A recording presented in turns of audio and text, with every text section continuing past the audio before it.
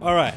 That's great. We're good. We're live. We're ready to go. Thanks for joining me. My name is Jared, and this is Does This Work, a comedy podcast. And today I'm joined by a comedian who's not only known in comedy here in Australia, but spent some time living in Japan, where he picked up some unique perspectives, as well as a couple of rice cookers.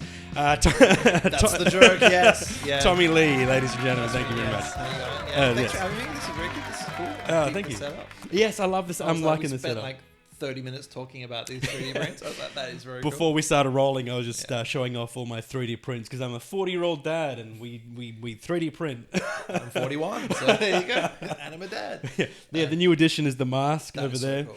And then I've got the lightsaber, which is right there, which is from Disney World, which is a working lightsaber. I've got like this little attachment that I joined. Oh, onto. I have the same kind of one. Is that the heavy metal, like a metal Yeah. one? You Yeah, can I pick got it up. one. It's weighty. Yes. Yeah. Yeah, I got one from Galaxy's Edge. Yes, in same. 2018 as a gift from Disney. Oh, that's awesome. worked, Disney giving you worked there. I worked for Disney for a little bit. That's great, man. You're just doing all the things I want to do. That's great. It wasn't as fun as you think. That mouse, honestly, keeps I me was, awake. I was going to say, were you a costume character or anything? No, I was not. I was doing promotional stuff for the Marvel Avengers video game and cool. Kingdom Hearts, which is Yeah. a video game with Disney characters. Yeah.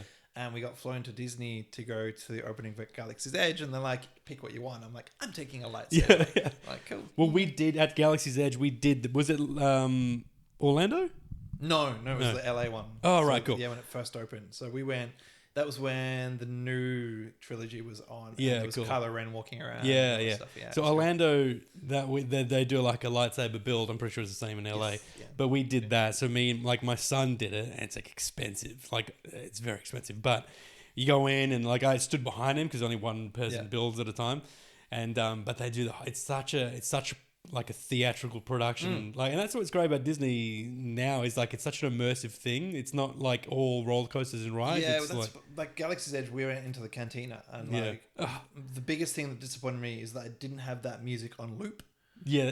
I just wanted that the whole Yeah. time to the point I lost my mind. But It wasn't on loop, but it was there. When It was there. Yeah. They played it once in like a 60-minute period. I was like, no. I think they should also have costume characters working there as like in alien getup, like Yep. just horns and tusks and I have a full Obi-Wan costume. Oh, that's cool. Well, when we walked out of there and we were like, that was great. Yeah. Because I lit that up, I lit the lightsaber up, and then someone from behind the bar yells out, hey, can't you read? No swords. Yeah. No light swords or Yeah. something. Yeah. No weapons. And I was like, oh, that's so cool. Yeah. And then we walk out, and then there's these two stormtroopers that are walking around walk in, and I was like, oh, we just missed them like going in. They quiz you if you do it. Oh, that's so cool. It's so cool. Yeah. Yeah. All right. Cool. Anyway, Cool. sidetracked. Yeah. Bunch of that's- nerds. I'm a nerd. But yeah, so that's touched on when I was in Japan. That was some of the stuff I did. Yeah. So I was working in TV and film and radio, that's cool. like radio and marketing. Yeah. So we can jump around a little bit, but that's towards the end of my time in Japan. Yeah. I was there 13 years. Oh, cool. Well, I mean, let's go back in time first let's do and then discuss the question that I ask everyone. Why comedy? Just because. Yeah. Like, honestly, now I was trying to think, I was thinking in the car I was driving over, I'm like, there's actually a Japanese word which is great for the situation, which is toriaizu, which means just let's start there, basically. Why not? And see where it leads me. So I actually did comedy in Japan, came back to Perth, did nothing for 3 years, 3.5 years. And I was like, no, I've still got the itch. So let's just jump into it again. And just kind of landed back in comedy. So just because. That's, toriaizu, Japanese word. So then, was there anyone that you were watching, or was there something that happened that made you go, "What about comedy?" The actual trigger point to get me to start doing it in Perth was probably 2021. I went to a corporate event at the lounge, the Comedy Lounge in the city, and John Pinder was one of the acts. John Pinder, Chris Shin, and Joe White, I believe, was on the lineup as well. But and there's a couple of other acts, and I saw it and I was like, oh, I missed getting on stage and saying silly things. Like, I used to do it in Japan. Why am I not doing it now? Yeah. And I'm like, well, I did that in Japanese. This is English. What they're saying is very clever. I'm like, can I do that? I'm like, of course I can. So, and then just because. Just because. Yeah. So, yeah, back in Perth after coming back from Japan. Sort of had packed in all that in front of people stuff and sort of was just doing a normal job. Yeah. And I was like, oh, yeah, just because I kind of have that itch. So I need to scratch it. So I did The Gong Show, which is the worst way to get back into comedy in Perth specifically. If you want to get back into comedy, don't do a gong show because it will crush your spirit straight away. But I got up, got a few laughs, and I was like, I got gonged off naturally, and I was like, no, I'm gonna do this till I win. I still haven't, but the idea was I'll do this till I win, and then kind of just progress to doing some other open mics, meeting more people, getting back into it. But obviously, I had to write all brand new material from scratch, so everything's gone. It's a blank piece of paper. Gong does feel very deep endy. I came in. I felt like I came in a back door, not to the Gong, but in Mad Cow. I was like, it felt like such a chill. No one's gonna know I'm here. Sneak in and do my bits and sneak out, and then I went from there to the Gong. But yeah, the Gong's a crazy place to start.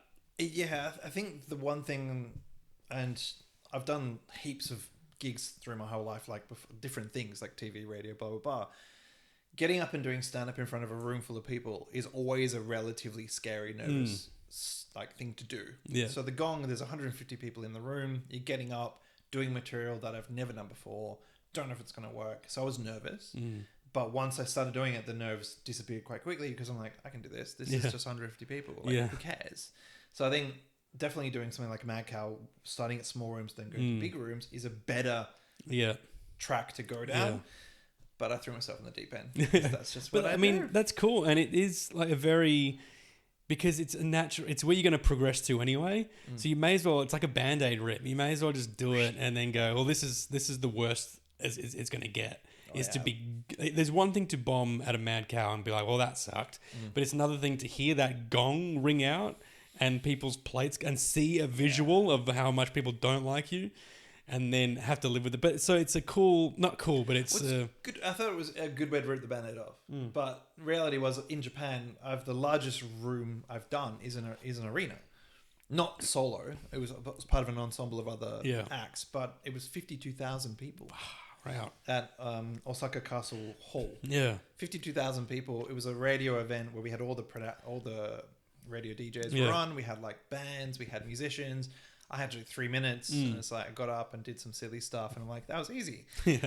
Compared to the Gong, which is 150 people, I actually dislike a smaller room because you can see the unhappy people one by one. So even Mad Cow, it's like 6 people. If there's 3 people, we're like, oh crap. But if it's 52,000, you're like, I see nothing. Yeah, I'd look into the lights on purpose, or at least I'd just look out into the crowd. I remember I was sitting front row at Mark Norman when he was here recently, and he did not look at anyone in the eye. I could see him clearly, just like he was looking out, like that, just glazed. Not glazed, but like he's not. Yeah, it's like a performance. So it's like it's everything he's memorized. So it's easier to see someone disappointed. You know what I mean? Comedy.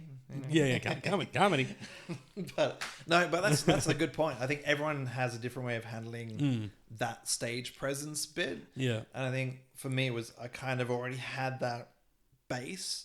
It was now ripping off the Band-Aid to go, well, this is an audience who I have to connect with because before it's a weird one because living in Japan, you're always a foreigner in Japan.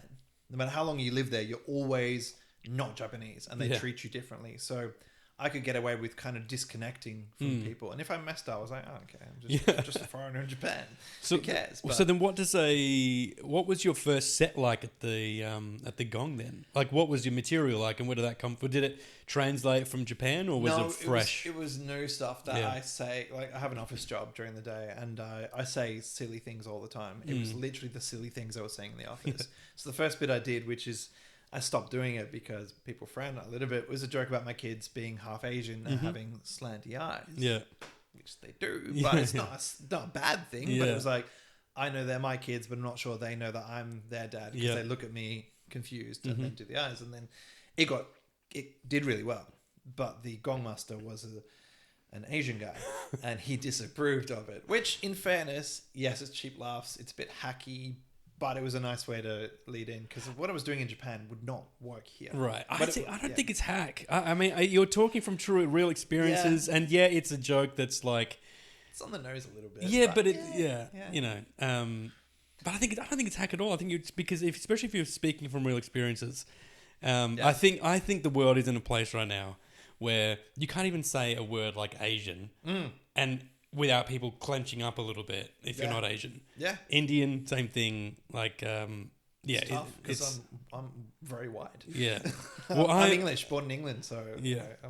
But the thing is, my material in Japan was about white people in Japan, but it was in a duo. Yeah. So in Japan, they traditionally work in duos rather than what they call over there like a pin, like a solo. So like there's pin gain in, then there's kombi, which is a combination of two people. Yeah. So it was me and a half Polish, half Japanese guy. Yeah. So he looked quite Japanese.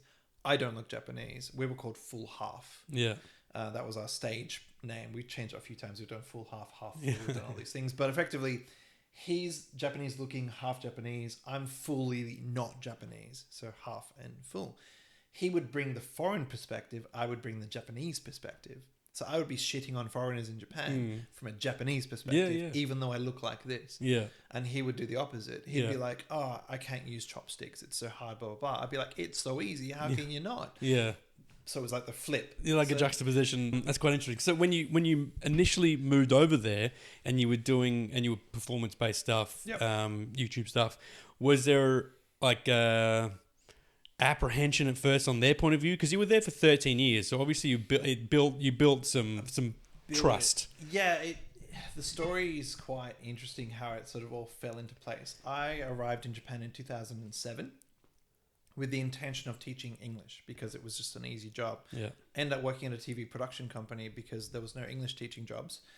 They go, oh, you're a white guy, you should be on TV doing something funny. I'm like, okay, why not? And I liked comedy already at that stage. And I just kind of fell into it. And then through just being on TV, eventually did speaking roles and eventually did other things and all kind of progressed from there. But there was the trust of, oh, he's a white dude, but he understands Japanese society. That was my sort of persona. Yeah. So the biggest thing that made me relate to Japanese people was the fact that I gambled a lot. They love gambling. Yeah. Japanese love gambling. I was playing pachinko like all the time. That was one of my jobs. So on YouTube, if you look up my name in Japanese, you'll get a ton of pachinko videos where I'm saying silly things playing pachinko. Yeah. And then from that branched out into doing a bit of stand-up, branched out into doing radio, branched out into doing TV. Cool. And like I saw the edamame thing. I saw there was a Dance Dance Revolution thing that I saw. That's the first great. thing. That's one of the... Yeah. I'll put it up right here. Oh, no. Yeah. So that was an interesting project because that's one that fell into my lap because of gambling. Craziest thing ever. I'm literally doing all these gambling videos, doing some stand-up here and there. Hadn't really done too much TV, done little bits of TV, done probably one or two mainstream TV shows. Yeah. And I get a DM on Twitter from a person with a dog as their profile picture. Like it's a cute dog. And it's like, hey, I work for Square Enix, which is Edamame was a Square Enix program. Yeah. Which we created. They go, hey, we're making this new project. Do you want to be involved? I'm from Square Enix. I'm like, this looks dodgy as like, there's no way this is real because I love Square Enix. Like Final Fantasy VII is my favorite game. Like blah, blah, blah, all these things.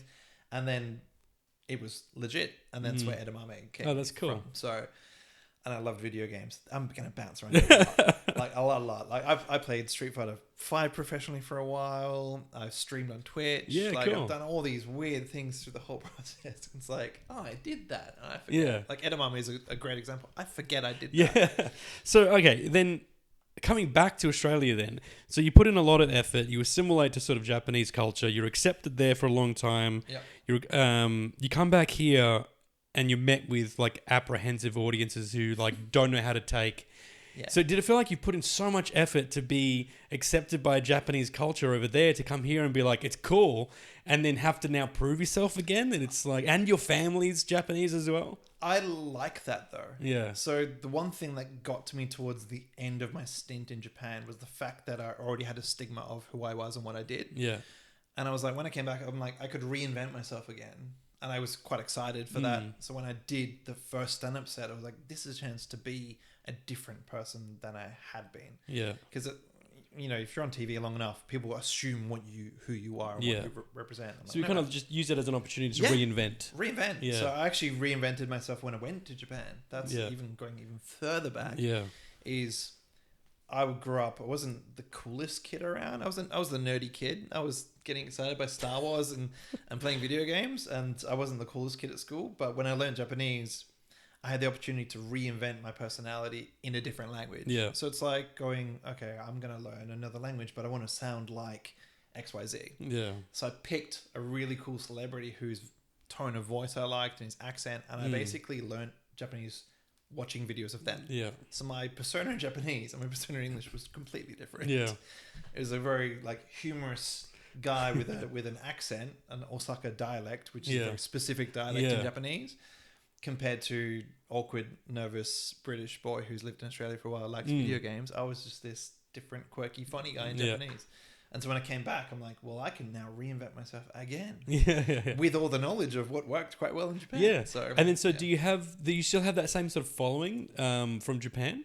I've largely been inactive. So basically when COVID hit, I was just coming up to contract renewal with Edamame at the time. Yeah. And we sort of said, you know what, we can't really progress forward because we were traveling internationally every week or every 2 weeks. That's not going to happen anymore. We're not going to renew the contract. So I came back to Perth and I kind of just went dark for a while because there was nothing. I couldn't really do what I was doing because I came back here. Yeah. So I couldn't go and do pachinko videos, couldn't go and, do my usual gigs in Tokyo, which was going to a few gigs. Like there's a little venue nearby. There's about 1,000 seats, or there's outdoor comedy. Quite common in Japan to do outdoor comedy. You go and flyer people. You do like in a little amphitheater kind of place and you just do comedy there for free. Yeah. So I used to do that. And then it's like, well, I can't do any of that stuff. So I just went blank, like completely dark. Deleted Instagram, silliest thing I ever did. But I deleted it because I was like, no, I want to start fresh. I'm not going back. As in like deactivate, you can't access it again? No, I deleted it. Yeah, cool. So I deleted Instagram. I deleted Twitter. Didn't delete YouTube, so because there was money coming in. So I'm like, I'll leave that one. And then so I remade Twitter about 2.5 years ago. Yeah. And I've kind of sometimes been a little bit active on YouTube, but largely left that audience kind of behind. And so there's a few people that follow me through, but I've basically not. Yeah. Because I'm doing everything in English now. Yeah. So, yeah. So then when you first moved over there, was there anything funny that you found, like, there are stereotypes, like there's Japanese stereotypes we have about Japanese people. Did they have any about you when you first moved over there and you were this, like, started becoming more well known? The assumptions of what foreigners do and don't know is crazy. Yeah. The foods you can and cannot eat, they assume straight away, you're not going to eat this, you're not going to like this, you're not going to eat his chopsticks, you want bread, not rice. Like there's all those things. Oh, right. I know. So when I'd rock up to like a TV shoot, for example, they'd always prepare sandwiches. Yeah. Whereas usually they prepare like rice balls. Yeah. So all the people that got rice balls, I've got sandwiches. Yeah. I'm like, guys, like I like rice balls too. Yeah. I like sandwiches better, but thank you. But you know what I mean? Like there's the stereotypes. So were there any new stereotypes that you weren't sure of? Like so funny sort of new ones? Like, oh, white people, we know you hate, like... Oh, I don't know. I don't actually think there's too... I kind of was mentally prepared for it, but I think the subtle racism was always there. Yeah, yeah. The assumption you don't speak Japanese. Yeah. And you don't understand what's happening. So they will try and say things in English when they don't need to. And it just becomes confusing. You're like, I don't know what you're trying to say. Yeah. So there's people like, Jetro, who does... Jetro, yeah. So he does like full shows in Spanish and stuff. He has people in... He invited me to do it and I never got back to him. I should have, because I do speak some Spanish. I'd speak enough that I could sort of... It'd be a very slow... Jokes, very slowly told jokes. Would you do something similar for a Japanese audience? Yeah. I've actually spoken to Grassroots, Zave at Grassroots. Cool. And we've considered doing it. Yeah. I'd have to put the show together. I want to make it really good. Yeah. I've tried doing bits in Japanese to an English audience. That's what I'm trying to find the sweet spot of enough Japanese that they maybe understand a few words and it's still funny along the way. Yeah. So I do a bit now where I basically speak a bunch of Japanese based on the stuff I'd said before. It looks like I'm doing the same thing. So they kind of understand what I'm saying. Yeah. And just have like Godzilla thrown in there at the end as the punchline. But I really need to work on making it like silly. Yeah. So that's really my long-term goal, is to make something silly with a bit of Japanese through it. Yeah. It's personally my stuff. Silly is my main word. Yeah. Like, I love silly stuff. Oh, that's cool.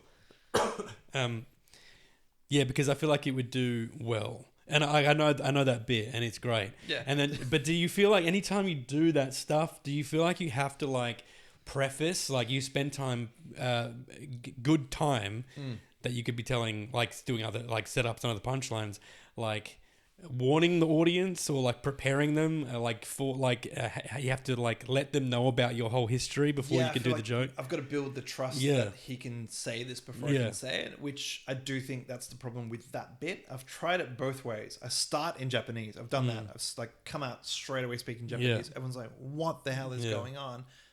And then do the same stuff in English based off what I said in Japanese. Works okay. Closing on the Japanese works probably better because I can just get off and they don't have time to think too much about it. Do you ever come on and say, I lived in Japan for 13 years? Yeah. Yeah, and that you come on and say that, and there's still, you still feel like you have to work the crowd, like, because I know people buttholes just tighten up, like. Oh, they do, because they're like, this guy's about to, if I have a weird accent, like if I say something in a weird Japanese accent, they're gonna hate it, right? Yeah. I walk up and be like, thank you, like that kind of thing. Yeah, but if I speak in Japanese, it's okay. But words in Japanese are actually English words said in a racist way. Yeah. I've figured that out recently. It's like the word for cake in Japanese is cake. Yeah. It's like you just slightly change it. Yeah. Word for like chocolate is chocoreto. Yeah. So it's like you just say the words kind of racist and it's Japanese. So I'm like, when I say things and like part of the bit is to say nickname, which is nickname, which is just like sounds like you're being racist. Yeah. So, Is that a bit? Is that part of the bit? not yet. Oh, that's great. Yeah. So it's I've actually been thinking about saying it in that way, but it's like unfortunately Japanese has English in it. Yeah. Just say it in a racist Well, way. because the word I'm gonna butcher this. I don't know, and I don't know where I got it from or who did it, but it was like a joke about like I can count to 10 in Japanese, and it's like 1, 1, 2, 3, 4, 5. a pipe. The best one's the Oreo. I don't know if you've seen that one. It's how to speak Japanese. You say Oreo. Yeah. The deep Japanese voice. I did voice acting as well. Oh, cool, man. Have you done any acting here? No. No. Would you do it? Because I teach acting. I wouldn't mind. Yeah, I'd be up for it. Like my son has done more acting than I have. Yeah, cool. He used to do reenactment stuff in Japan. Yeah. He played River Phoenix like 5 times. Like, That's great. Like a young River Phoenix. Yeah. I'm like, just don't take the same path. Okay? Yeah. Like, you know, I want you. Stay clear. But, stay out of the Viper room. Yes, I've been there actually. Have you? Yeah, I've been there. I went there 2015. Oh, that's cool. I drove past there, took a snap of it, but we didn't. I was like on a tour, like a big red bus. Yeah, you know what I mean? Tour bus. It's a wild place. Yeah. There's some stories there too. Involve death. But no, I'd be down for acting. I think cool. it'd be a very specific role because I'm definitely tall and awkward. But yeah, always down to do different things. That's the whole thing. Is that when I go into anything, that's where that toriaizu, that just it's the start of something, right? Yeah. So landing in Japan, started working in TV, get a role basically as a guy in a suit with a baseball bat and was hitting people in the bum. Starts there, but it ends with working for, Square Enix, doing stuff for Disney. Yeah. Like it starts somewhere. So it may have started with comedy, doing stand-up at the Gong Show. Yeah. It may end up somewhere completely different. Yeah. And that's where that kind of Toriaizu mindset kind of works. And I guess you never know where something is going to lead you by just doing it, Yeah, that's cool. And then so like, let's say you have a terrible gig. Let's say it's like you bomb hard, whatever. How do you recover after that? I take the duck approach, which is it's water off your back. You just got to move forward. Like I thought it was funny. Yeah. The audience maybe didn't. It was the wrong way. Maybe the words were wrong, and that's where I tend to refine that's quite a lot. Good. So that's I'm like, the smart thing to do. Yeah, how many words can I take out and keep it the same? Yeah. Do I need to change the order up? And I've got to the point where I think I've written probably close to about 30 minutes of material. Yeah.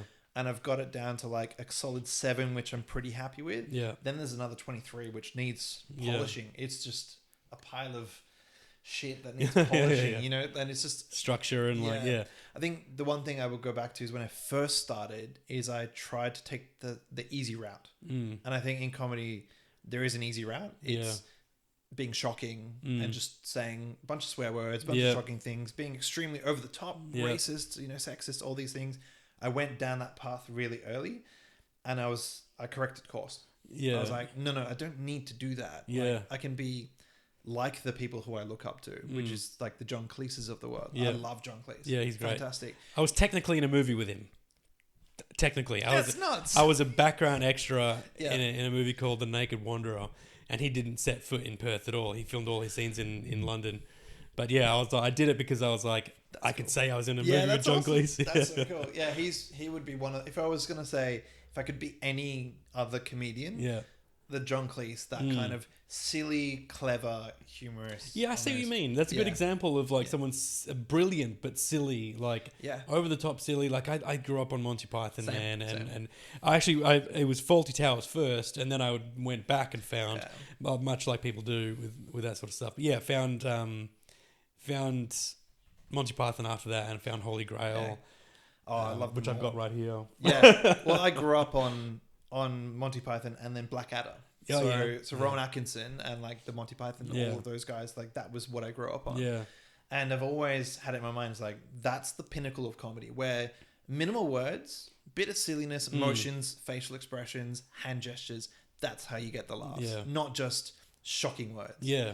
Because I feel like, yes, it's definitely a valid way to do comedy. Yeah. But if you can do it without swearing, without being shocking, without being divisive, that's your best comedy, because you're always going to win 70-80% of the crowd. The second you say something outlandish, you lose half. You do, and it's like, it's such a new person thing to do. Someone that's green will come in and be just like, it's all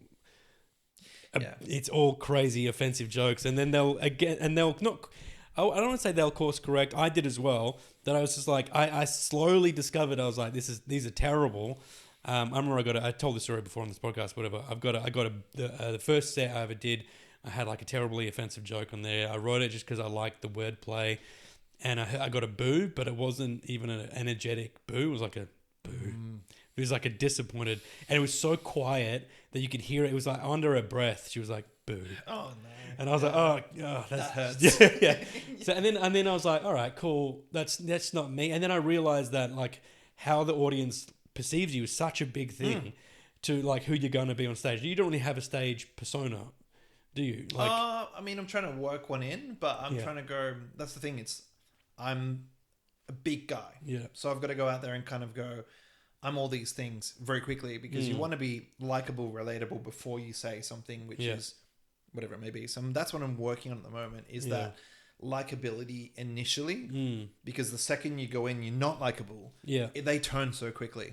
That it's a group mentality. If 2 or 3, 4, 5 people start disliking you, they'll all dislike you. And it's got to like I think to some degree their expectation of you, or how you present yourself, has to match their expectation of you. Exactly. So I appear pretty clean cut, and like I'm working in this new bit where I'm like, I come out and say, I know I look like a youth pastor, or like an aging youth pastor. But and try and get that out of the way, because people think that I'm this clean cut, whatever. And then when I do jokes about like dark jokes, or jokes about cheating on my wife or whatever, then it's like they're like, oh, like I think it's believability. That's the big one, and that's where I go back to the beginning, the shock factor. I go out, and to be brutally honest, the Perth comedy scene is a mixed bag of like very different characters.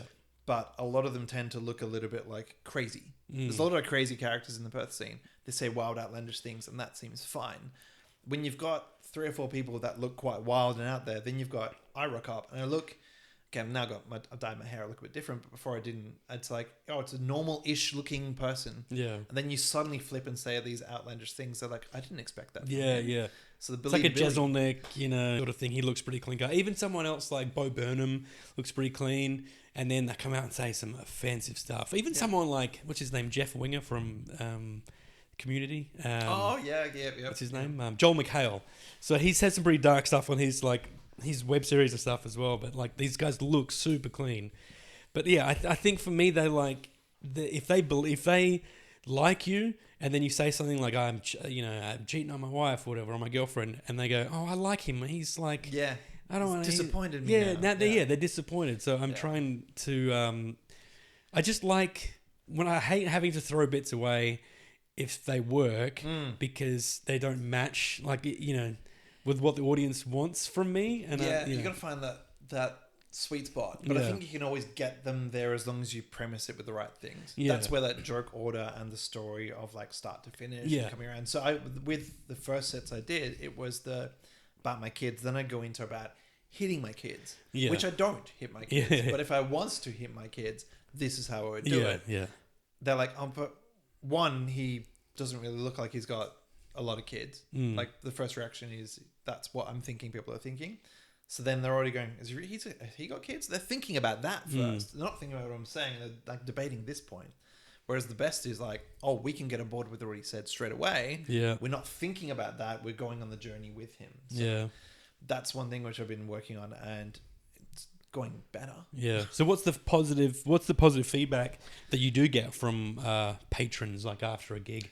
So just recently I had people come and they said like it was very different. That was a good one I got. And then the other one was just, I think, confidence. Yeah. Recently I've been really confident in my material. I had actually Tabo, who was on the podcast, come and goes, dude, like what you're so confident with it. I'm like, yeah, because I'm comfortable with it. Yeah. I'm not exaggerating. I'm actually just telling my story in the truest possible way with a little dialed up. Yeah, you got 10-20%. You punch up your like the actual facts. You're punching up your actual history. Yeah. Your life is just like this funny thing happened. Like I've got this bit I'm working on now about Jesus having a podcast. So it's like I don't know if I said this to you the other night. No, I haven't. I don't. No, because I said it at the WA comedy thing.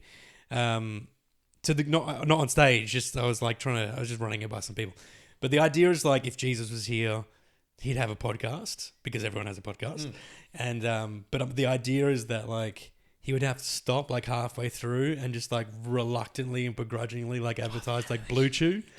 Yeah. It's like so he's like, accept me into your heart, sons and daughters, and then he's like, today's podcast is brought to you by Viagra, chewable Blue Chew, and he's got to like do this. He's really resigned to the fact that he's got to do it. Yeah.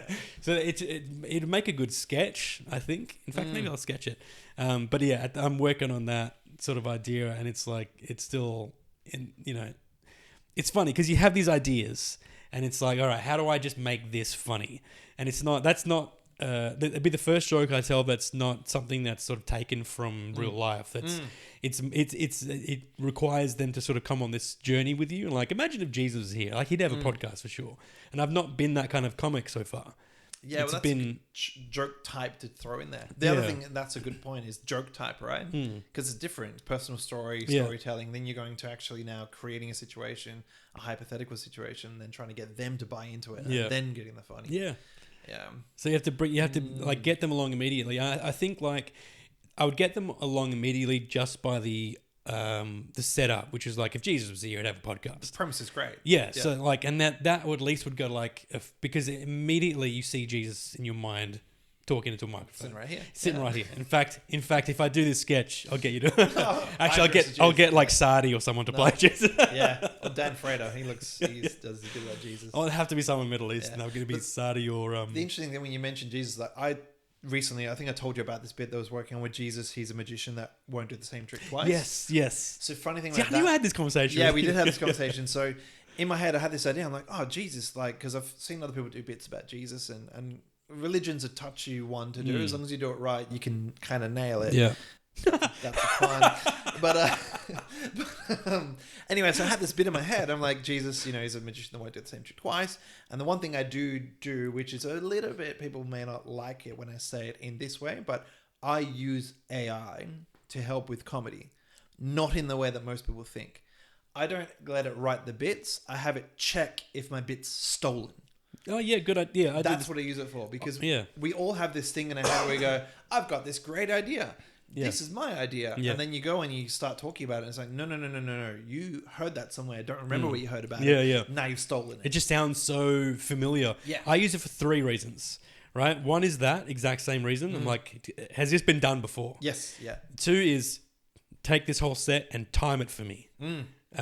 Pausing for laughs or whatever, and it gives me like, it's 9 to 10 minutes. Let me know if you want me to take it down to 5. Yep. And I'm like, no, I can do that. Yeah. And the other thing is like, if I have an idea about like, I want to like a comparative thing, lists. I want to compare guitar with something else. You know what I mean? I'll like, give me a list of like 50 things to do with guitars and 50 things to do with this thing. And then I will look at similarities between them. And that way I can go, have you noticed how guitar is similar to this? They're both, and then you do a rule of 3. Yep. And you just find the third, be the funny one, and then that's it. That's how I was writing all my first jokes. It was just like very structured. Lists. Yeah, nice. Lists. And it was like, I think I compared car crash to a threesome, and it was like that was the first one I did, and it was like, it starts off, both start off with a bit of light honking. Before you know it, you didn't wait for the green light to merge, and now you got some dick on your ass. You flipped over, rear-ended. Your legs are in the air, and you're thinking, why did I put myself in this position? So it was like it never did that well. Because it was too much. I think it's trying to be too clever. It's trying to be too much. Yeah. And so I feel like it felt written. Like you could really feel like it was written. So I stopped doing it. Yeah, I think if you get still those things work. But I think that's why AI is good. I know it's taboo to talk about. But in my day job, which is marketing related, I use AI for like 95% of the things I do. Images, video, music, everything. All of it's done. So I'm like, I don't want it to write my jokes, but I want it to check them. So my Jesus bit about being a magician, went to the same trick twice, punched it into AI how I'd wrote it, and it comes back and goes, oh, in 1970 something, Rowan Atkinson did a bit about magician being a stage performer. Yeah.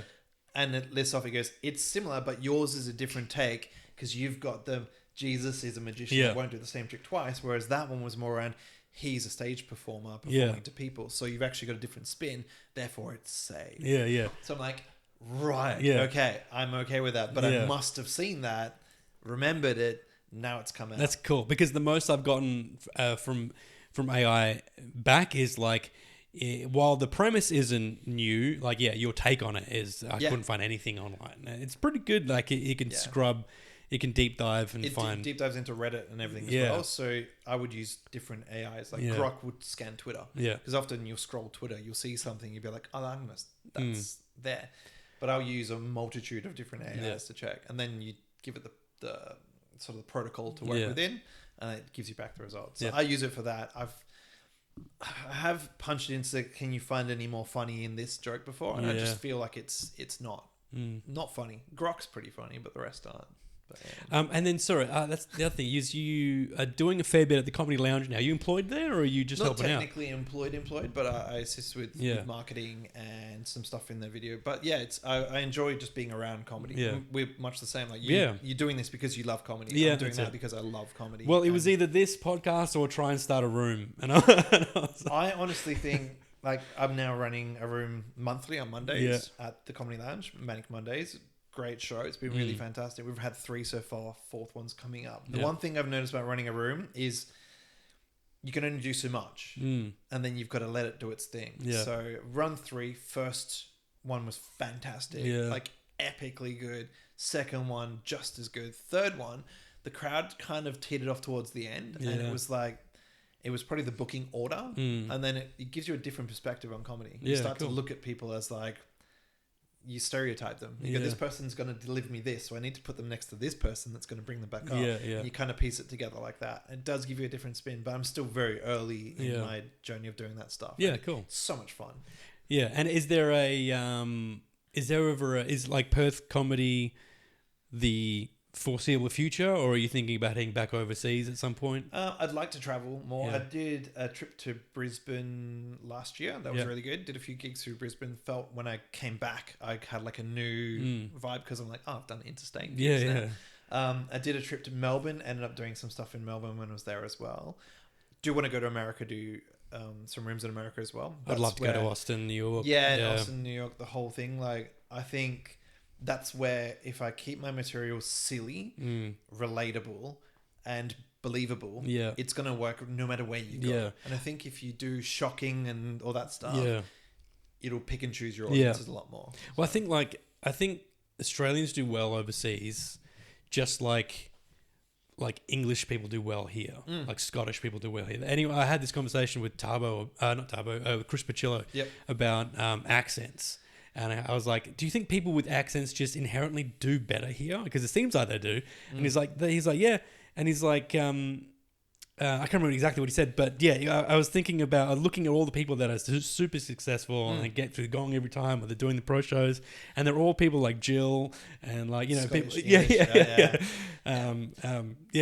Anyone with an accent. You go to America as an Australian, and especially if you're not the Aussie over the top bogany Aussie. Yeah. If you go there as like you talk like 80% of us talk. Example, Bruno. Yeah. Crushed Unkill Yeah, Tony. he was great. His Yeah. interview was amazing. Yeah. Like, I still think that is in the top 5 interviews of Oh, Kill for Tony. sure. Yeah. Like they called him a savage. They call in a positive way. Yeah, and he called Tony Hinchcliffe a very...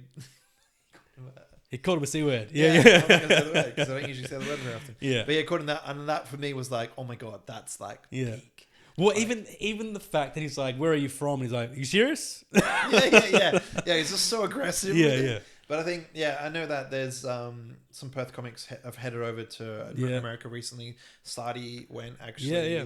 Bruno went. There's a lot of guys that do go over and they say it's different. And by the end of like a 3-month trip, they come back with something that's worked in America. So I think my goal is probably, originally I wanted this year, but it's probably going to be next year. I'll go over and try hit up some places in the US. And hopefully by then, which is now would be 2 years of doing in English, I'll have stuff that I'm confident in that's going to work well. It's still, at the end of the day, it's 2 years. It's a 10-year apprenticeship. That's what I keep getting told. That's me too. Absolutely everybody.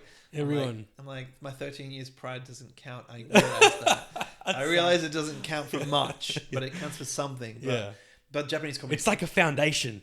it's so different though. Yeah. It's completely different. It's actually, there's this one bit in Japanese, my favorite bit of comedy from it's from 2004. Hilarious. Yeah. Would probably work in English, but it requires it's a 2-person bit where they talk about being in a museum and talk about the dolls that move around, and they do this music, and it's very slapsticky, and the punchline at the end is like, oh, we went to the place and the dolls don't even move anymore. It was all made up in their head, this whole situation. Works as a funny story, even in English. I'm like, how can I get to that point with what I'm doing now, to the point where it's going to be translate across languages too? Yeah. So that was a bit of a roundy trip, but yeah, you kind of get what I mean. Yeah, that's it. Yeah. Well, I mean, that's what I would love to do. I would love to go because when I start, like, I've been a comedy fan since I was a kid, longer than I can remember. Yep.